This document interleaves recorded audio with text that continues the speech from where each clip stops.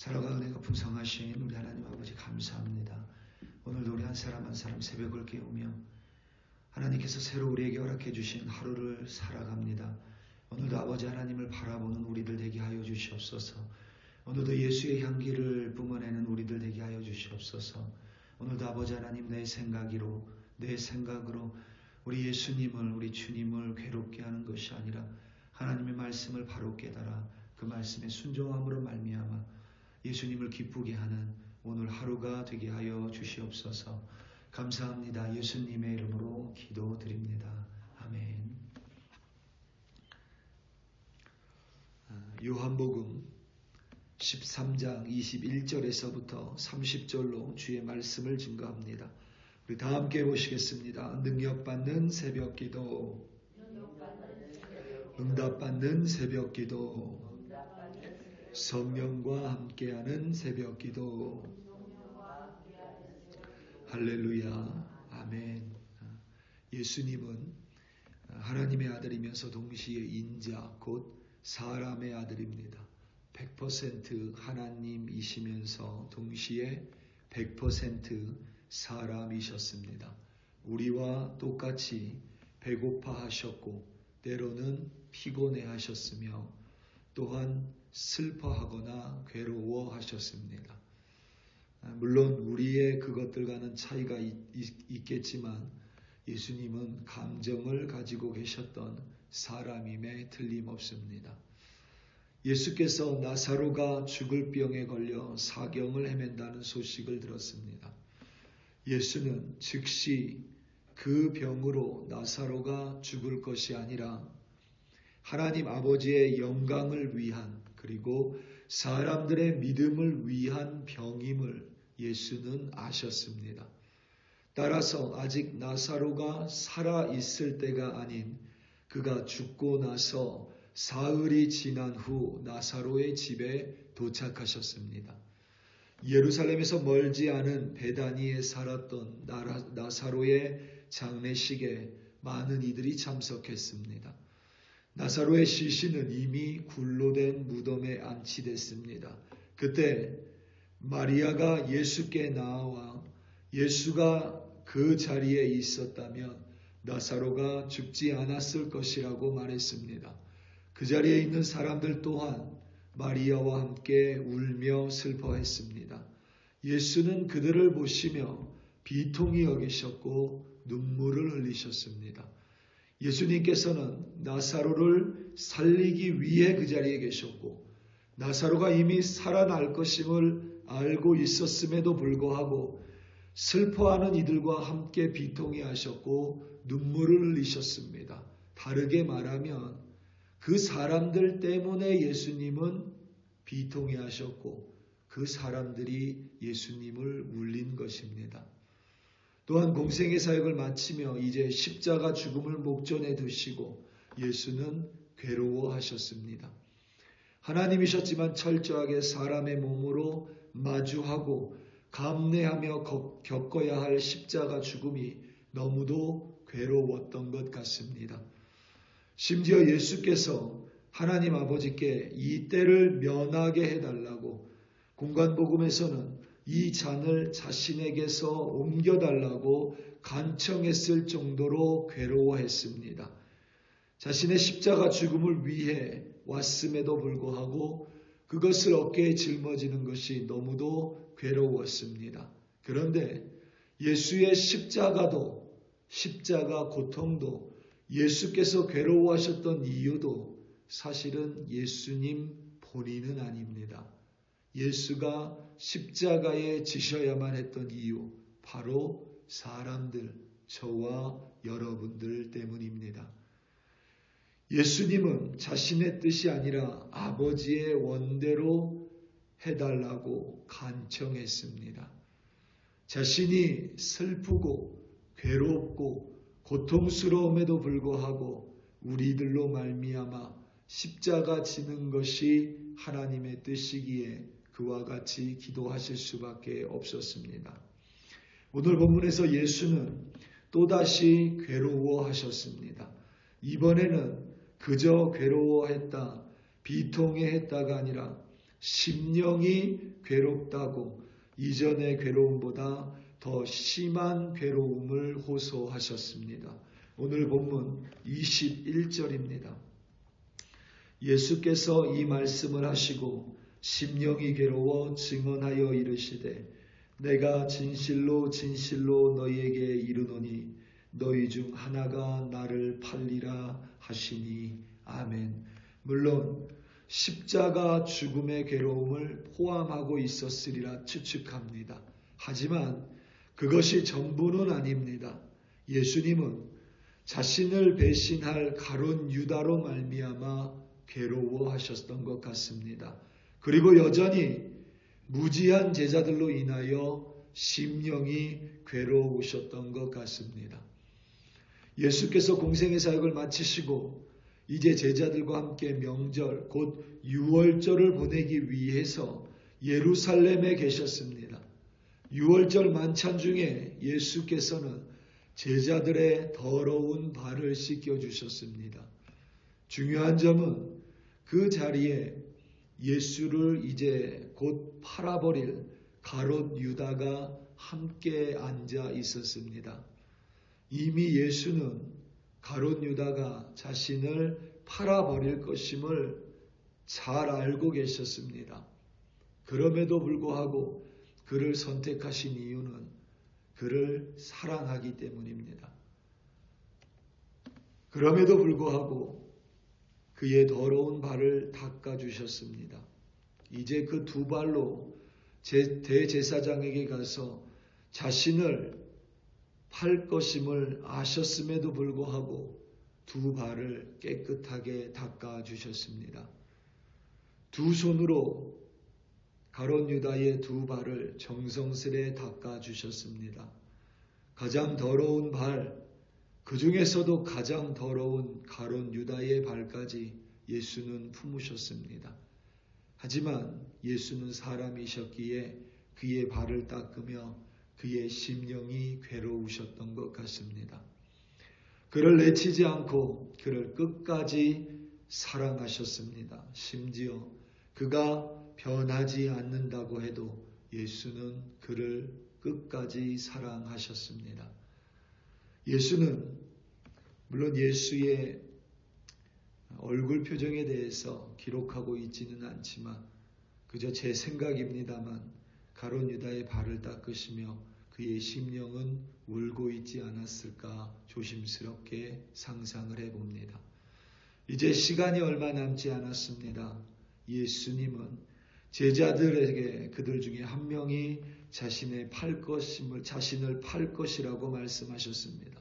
제자들은 도대체 자신들 중에 누가 주님이시고 선생님이신 예수를 팔 것인지 의아해했습니다. 오늘 본문 22절에서부터 25절입니다. 제자들이 서로 보며 누구에게 대하여 말씀하시는지 의심하더라. 예수의 제자 중 하나 곧 그가 사랑하시는 자가 예수의 품에 의지하여 누웠는지라. 시몬 베드로가 머릿짓을 하여 말하되 말씀하신 자가 누구인지 말하라 하니 그가 예수의 가슴에 그대로 의지하여 말하되 주여 누구니까. 아멘. 이 구절에는 우리말로 다소 번역이 미흡한 부분이 있습니다. 23절에 예수의 품에 의지하여 누웠는지라 25절에 가슴에 그대로 의지하여라고 되어 있는데 이 둘을 이해하기 위해서는 당시 문화를 알아야만 합니다. 당시 문화를 이해하면 우리말로 좀 더 쉽고 분명하게 표현할 수 있습니다. 그냥 앉아 있다고 해도 무방합니다. 당시 문화 속에서 식사법은 땅에 비스듬하게 누워 있습니다. 한쪽 팔로 땅을 기댄 채 몸을 그 팔에 의지하고 다른 손으로 음식을 집어 먹습니다.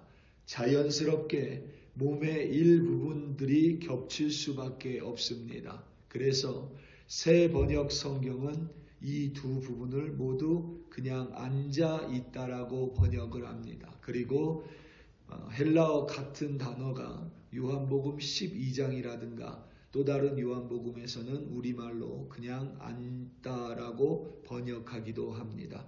굳이 누워 있다라는 것에 큰 의미를 부여하지 않아도 괜찮습니다. 오히려 그 편이 우리에게 더 유익합니다.